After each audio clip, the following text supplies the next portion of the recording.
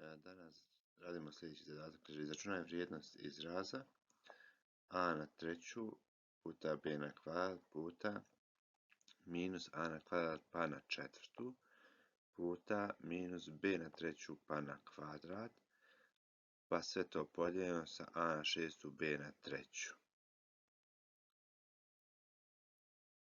Znači, prvo ćemo ovdje raditi stepen stepena.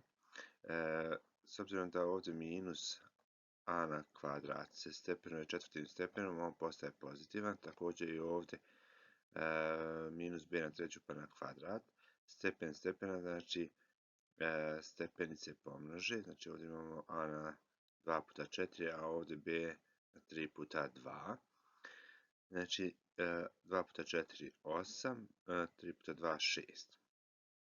Sada ćemo unutar ove zagrade izdvojiti one stepene sa bazom a i stepene sa bazom b. Znači imamo a na treću i puta a na osmu, znači bit će 3 plus 8. A ovdje imamo b na kvadrat puta b na šestu, bit će 2 plus 6. Znači 3 plus 8 je 11, a 2 plus 6 je 8. Sada imamo ovdje dijeljenje. Znači imamo 11 minus 6, pošto imamo ovdje 6, i b na 8 minus 3, pa ćemo dobiti a na petu, b na petu. Znači to je rješenje. Hvala na pažnji, prijatno.